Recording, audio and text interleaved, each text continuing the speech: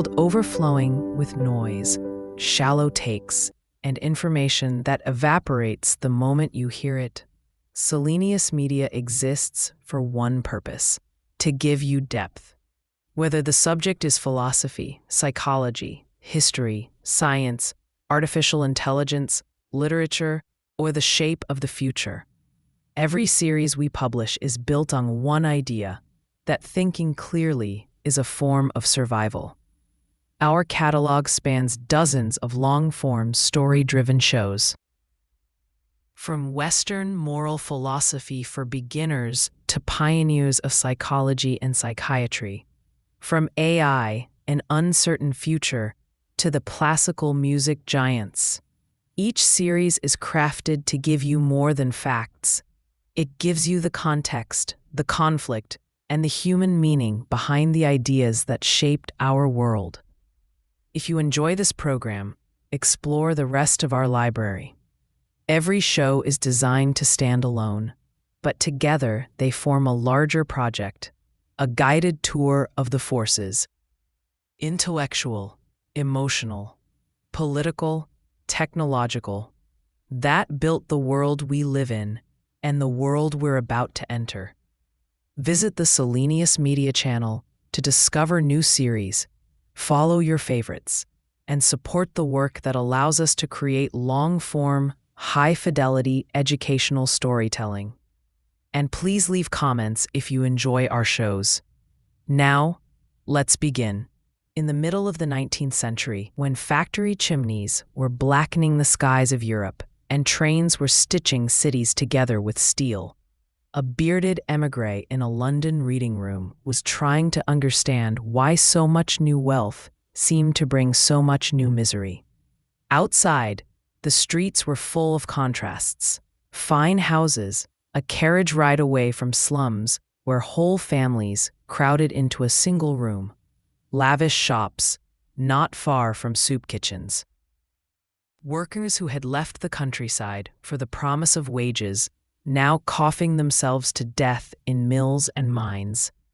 Inside the British Museum's reading room, a man in a worn coat sat hunched over economic reports, parliamentary inquiries, and statistics, his handwriting spilling across page after page as he tried to make sense of it all. His name was Karl Marx, and whatever else one says about him, his work would change the moral vocabulary of the modern world. Words like exploitation, alienation, class struggle, ideology, and revolution would never sound the same again. Marx was born in 1818 in Trier, a small city on the Moselle in what was then the Kingdom of Prussia. His family was comfortably middle class. His father was a lawyer who had converted from Judaism to Lutheranism for professional reasons in a state that restricted Jews.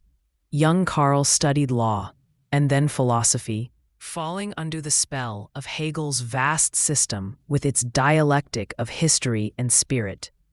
In the cafes and seminar rooms of Berlin, he mixed with radical students and intellectuals who wanted to push Hegel's abstract ideas toward political critique. They called themselves the Young Hegelians, and they believed that history was not just a story of ideas unfolding, but of oppression to be unmasked and overcome.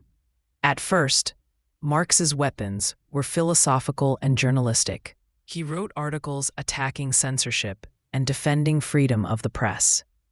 As editor of a radical newspaper in the Rhineland, he sharpened his prose against the petty injustices of Prussian administration.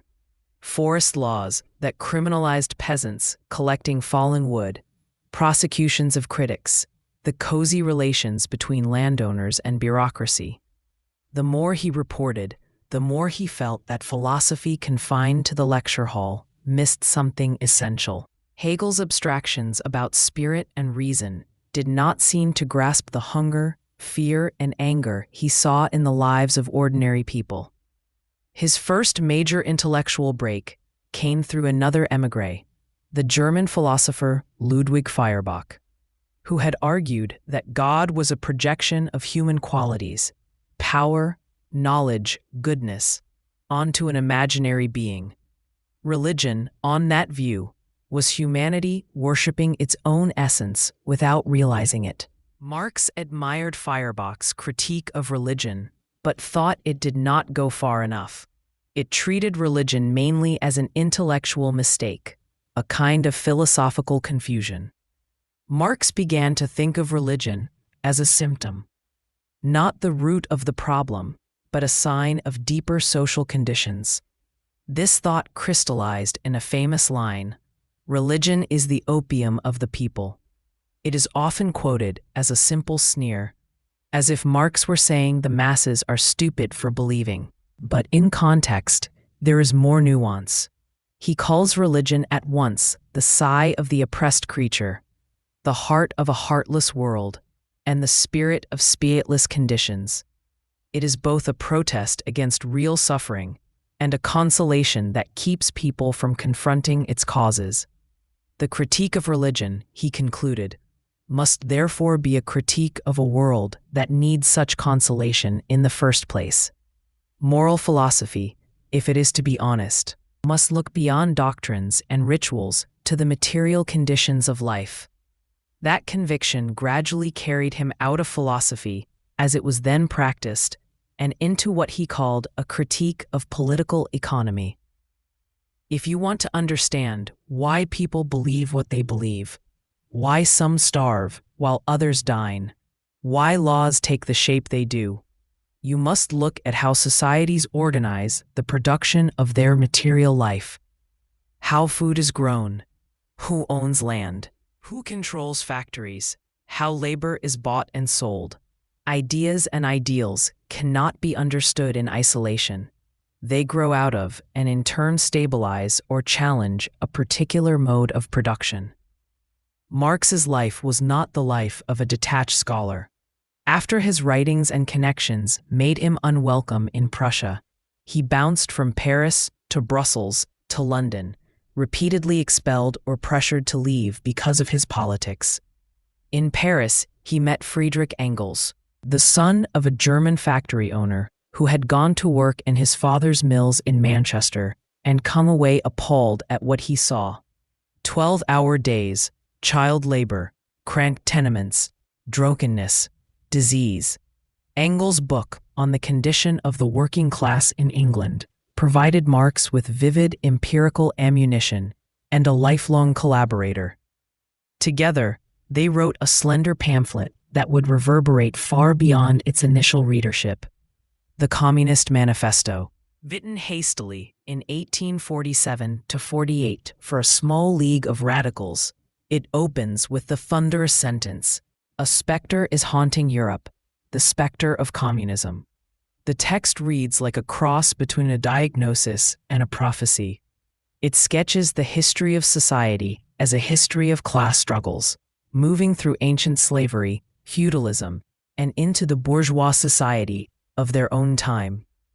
It praises capitalism for having unleashed unprecedented productive power, broken feudal bonds, and transformed the world. At the same time, it condemns capitalism for reducing human relations to naked self-interest and callous cash payment, for concentrating wealth and political influence in the hands of a bourgeois minority, and for creating a vast class of workers, the proletariat, who own no productive property and must sell their labor power to survive. The manifesto's moral vision is stark. Under capitalism, Marx and Engels claim exploitation is not an accidental abuse, but a structural feature. The capitalist buys labor power at a wage and uses it to produce goods that sell for more than the total wages paid. That surplus, what Marx calls surplus value, is the source of profit. The worker in this picture produces more value than he is paid back in wages. The difference is appropriated by the owner. Contracts may be legal, voluntary in a narrow sense, but the background conditions, workers needing to accept whatever is offered in order to eat, make this freedom a constrained one. This idea sets Marx's moral criticism apart from traditional complaints about greed or unjust rulers. He's not primarily interested in blaming bad capitalists. Even a good employer who pays the going wage and obeys the law, in his view, participates in a structure that systematically extracts unpaid labor. Justice, as it is usually defined in such societies, already assumes that this extraction is legitimate. For Marx, moral philosophy that starts from those assumptions will only end up rationalizing what needs to be questioned. Alongside exploitation, Marx develops another key moral theme: alienation. In earlier societies, a craftsperson might see himself in his work, the carpenter in the chair, the potter in the pot. Under industrial capitalism, Marx argues, the worker becomes a cog in a machine, performing a small repetitive task with no control over the overall product or process. The things he makes confront him as alien objects owned by someone else, sold for someone else's benefit. His own activity, his creativity and energy, is turned against him. He is alienated from the product of his labor, from the act of labor itself, experienced as forced, from his species being, his capacity to shape the world consciously, and from other workers, who appear as competitors for scarce jobs. These descriptions have a clear moral tone, even when Marx stresses them in analytical language, a life in which one's work is experienced as meaningless compulsion, in which the things one produces become sources of profit for others, in which cooperation is thwarted by competition, is for him a stunted and distorted life. Human flourishing, what earlier moral philosophers called eudaimonia or beatitudo, cannot be achieved in such conditions. If Aristotle thought the good life involved rational activity in accordance with virtue in a well-ordered polis, Marx thinks the good life requires a form of cooperative production in which people can develop and express their capacities freely, not under the compulsion of hunger and market forces. He expresses this positive ideal in a compressed way in a later text, imagining a future communist society where it is possible to hunt in the morning, fish in the afternoon, rear cattle in the evening, criticize after dinner, without being fixed to one role as hunter or critic. Behind the playful list lies a serious point: the division of labor as enforced under capitalism, where some are lifelong factory workers, others lifelong managers, others lifelong owners, locks individuals into narrow functions. A just society, for Marx, would be one in which people can develop a rich plurality of talents and relations, no longer stamped by the job they have to do to live. At the center of his broader outlook is what he calls historical materialism. History, on this view, is not driven by ideas alone, nor by the will of great men, nor by divine providence, but by changes in the way humans collectively produce their means of subsistence. When the productive forces, technology, skills, the organization of labor, outgrow existing social relations, tension builds. Feudalism, with its serfs bound to land and lords, could not accommodate the growth of commerce and manufacture. Capitalism emerged, often violently, as a new set of relations better suited to factories, trade, and wage labor. But capitalism, in turn, generates contradictions, crises of overproduction, concentration of capital, immiseration of workers alongside abundance.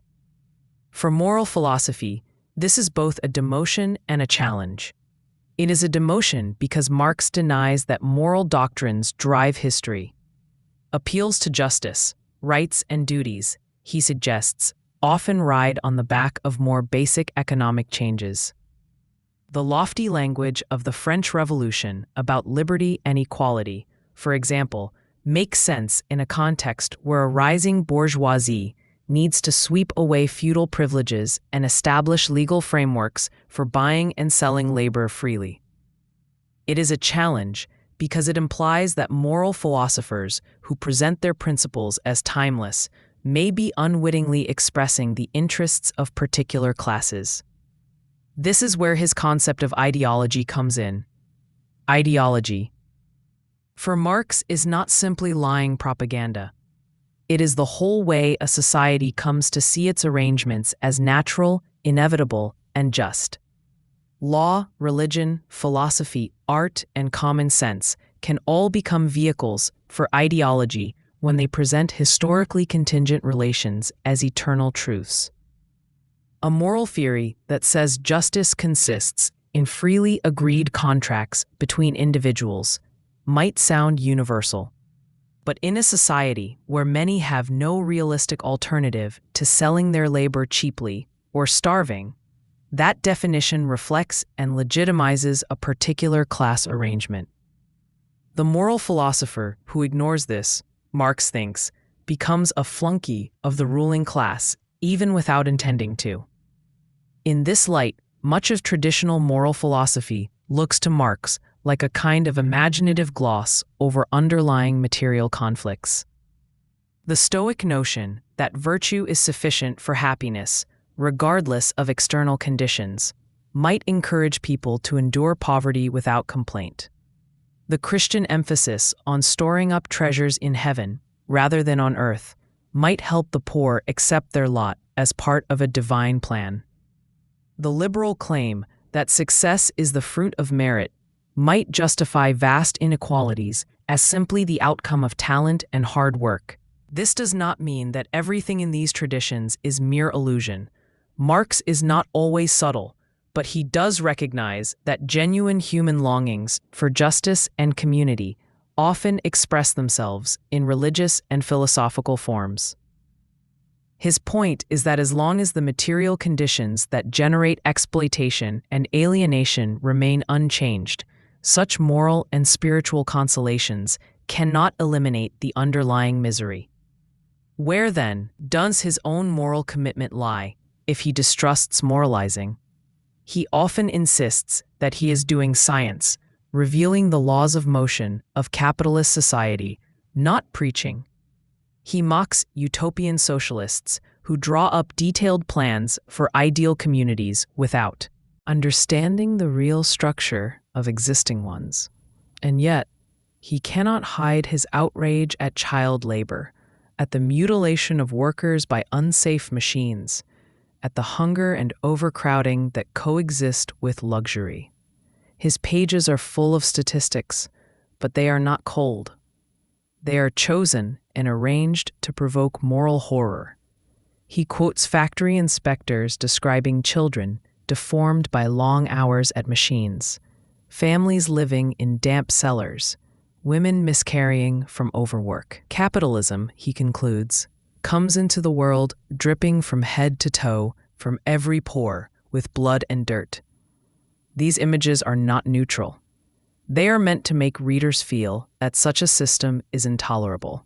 He may avoid the language of rights and duties, but he clearly assumes that a social order that systematically damages human bodies and stunts human capacities is a bad one that ought to be overcome.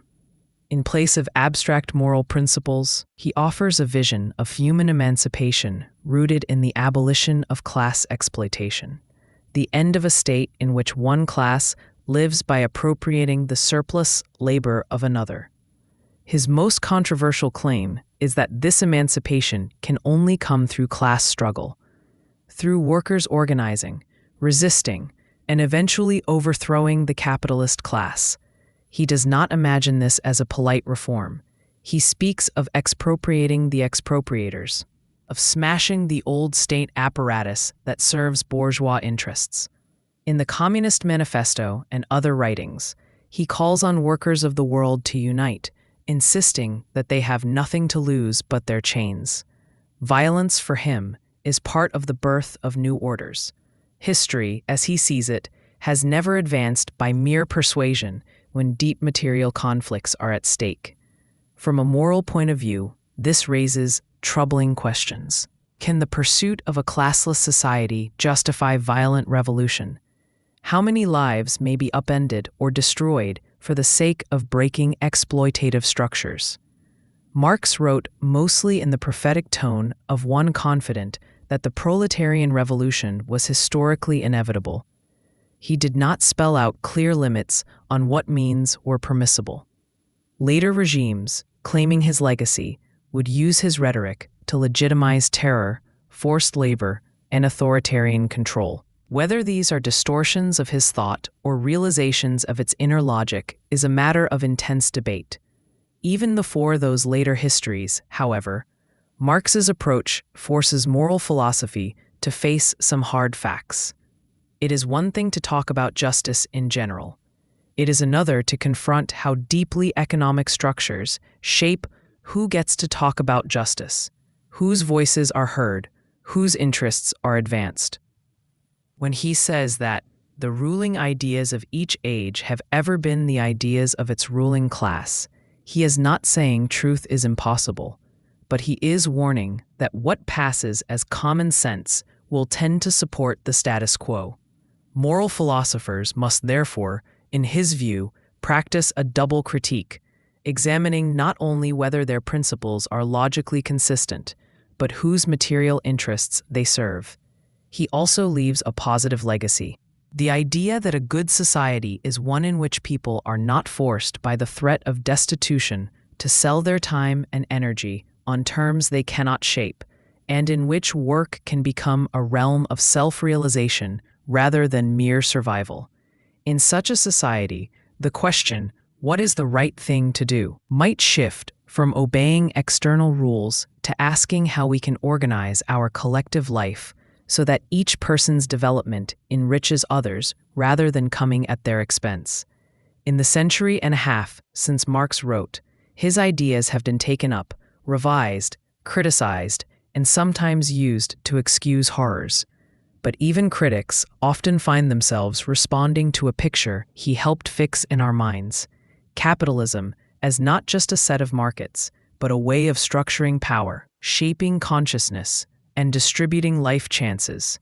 Debates about minimum wage, workers' rights, the ethics of vast inequality, the morality of profit in healthcare or education, all echo, however faintly, his insistence that moral questions cannot be separated from the organization of production. For your listeners, encountering Marx in a series on Western moral philosophy means entering a different register. Before him, many philosophers framed morality in terms of virtues, duties, rights, divine commands, social contracts. Marx does not discard these words so much as put them under suspicion. He asks of any moral language, whose world does this describe? Whose experience does it ignore? What material arrangements does it take for granted? He urges us to see morality not just as a matter of personal conscience, but as something tangled up with class positions, interests, and struggles.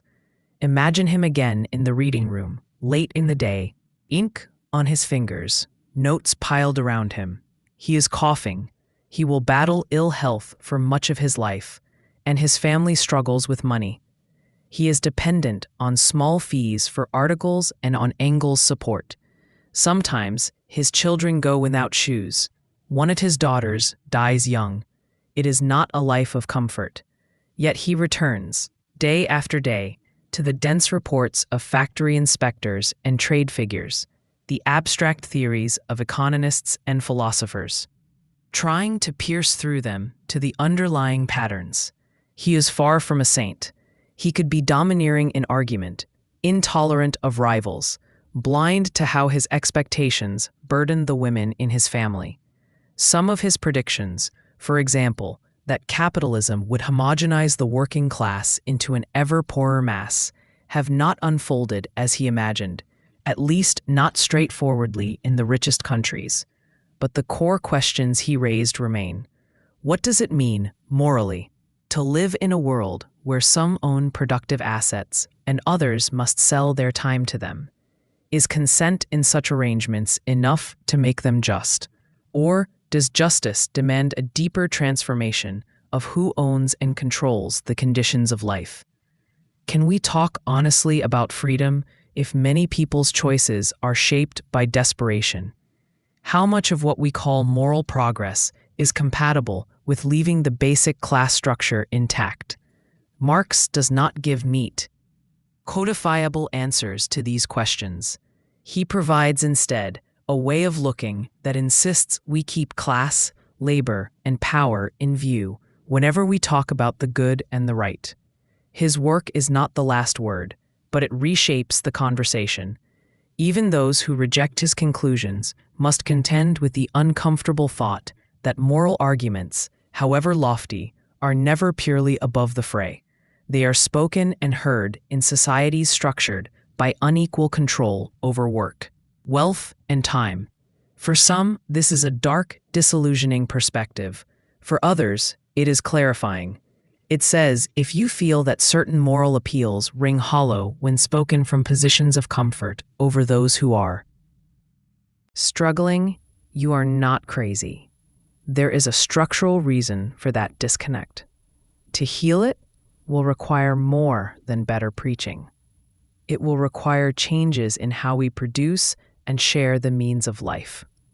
In the end, Marx's moral imagination is fueled by a simple, radical hope that human beings might one day live in such a way that their cooperative, creative powers are not turned against them, that no one's flourishing depends on another's degradation, that the immense wealth and knowledge developed under capitalism might be reorganized so that all can participate in them as equals. Whether that hope is realistic is a further question. But as long as the world contains glaring inequality, and as long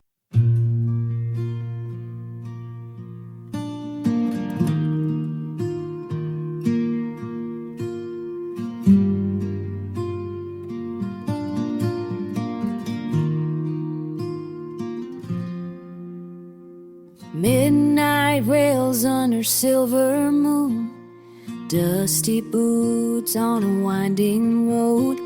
A shadow's the only friend I've known since she packed up and let me go.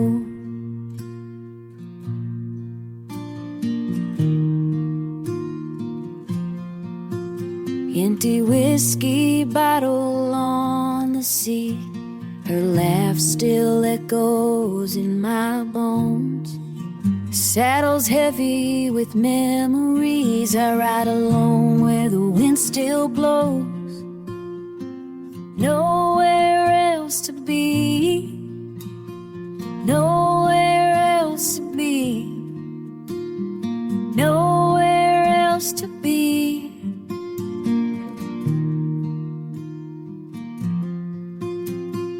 Nowhere else to be, nowhere else to be, nowhere else to be.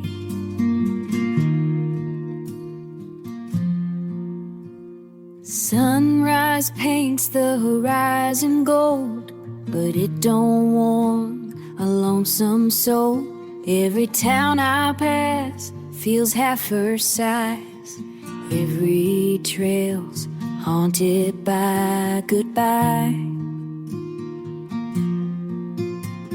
I whisper prayers to open skies, hoping someday my heart'll find a brand new path beyond the pain, where broken hearts can heal in time.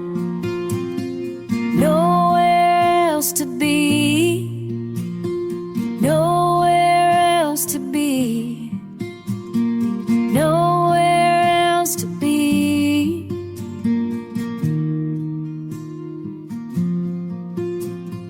Nowhere else to be, nowhere else to be.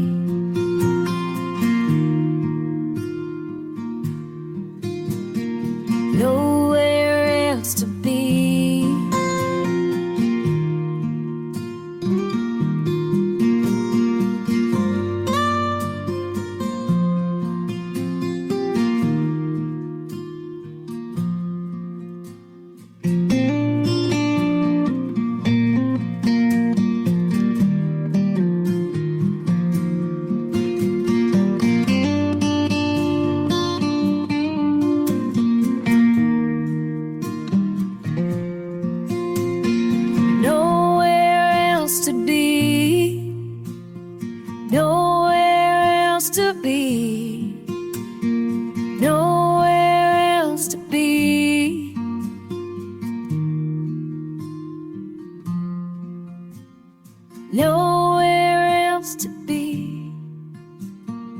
nowhere else to be.